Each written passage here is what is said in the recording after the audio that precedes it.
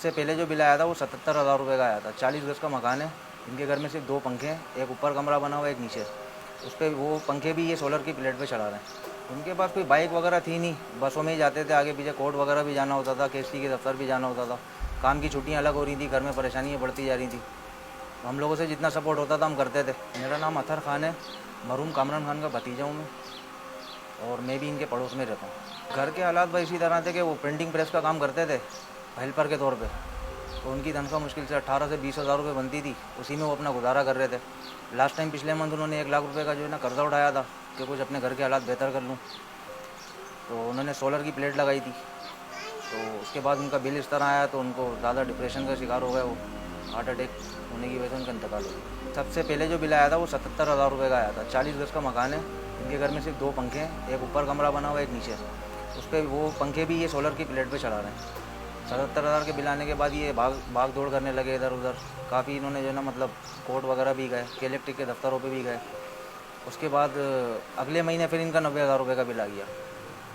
तो जब 90,000 रुपये का बिल आया फिर इनकी वही मतलब सिस्टम चलता रहा, आगे पीछे भागते रहिए, काफ़ी भाग दौड़ की इन्होंने, लेकिन कोई भी मतलब रिजल्ट सामने आया नहीं है। तो अभी भी बिल देखें कब, अब जो आएगा तो लग के आता है या कम होकर आता है, अभी इसके बारे में कुछ कह नहीं सकती। उनके पास कोई बाइक वगैरह थी नहीं, बसों में ही जाते थे, आगे पीछे कोर्ट वगैरह भी जाना होता था, केसरी के दफ्तर भी जाना होता था। काम की छुट्टियाँ अलग हो रही थी, घर में परेशानियाँ बढ़ती जा रही थी। तो हम लोगों से जितना सपोर्ट होता था हम करते थे। सर्वे के लिए टीम आई थी, सर्वे किया उन्होंने, तो कुंडा उन्होंने लिखा था कि बिल पर डिसकनेक्शन लिखा हुआ आ रहा था, कुंडा साबित हो नहीं सका। सामने 1-2 घर और हैं हमारे गली के अंदर जिनके बिल ज़्यादा आए थे, तो उनका कुंडा साबित हो चुका है, लेकिन इनका साबित नहीं हुआ। इन्होंने यही कहा था कि आप कुंडा साबित कर दें, मैं बिल पे करने के लिए तैयार हूँ, तो कुंडा साबित नहीं कर सके। तो इसी में भाग दौड़ में बस उनको अचानक बैठे बैठा जो हार्ट अटैक आ गया था। अभी लास्ट टाइम मेरी उनसे बात हुई थी इंतकाल से तकरीबन 1-1.5 हफ्ता पहले, तो बता रहे थे कि इस्लामाबाद में बिल जा चुका है इनकी, मतलब कोर्ट में कोई बात हुई थी कुछ कमी पेशी की।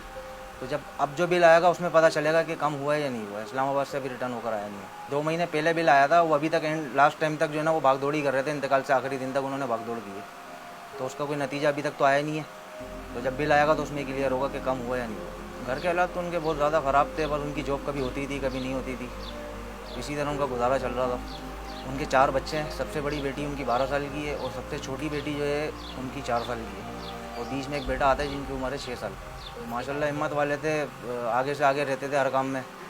जिस तरह मैंने आपको बताया कि वो अपने अपने मसले मसाइल के लिए भी भाग रहे थे आगे पीछे, तो हमारे साथ भी बहुत अच्छे ताल्लुकात थे।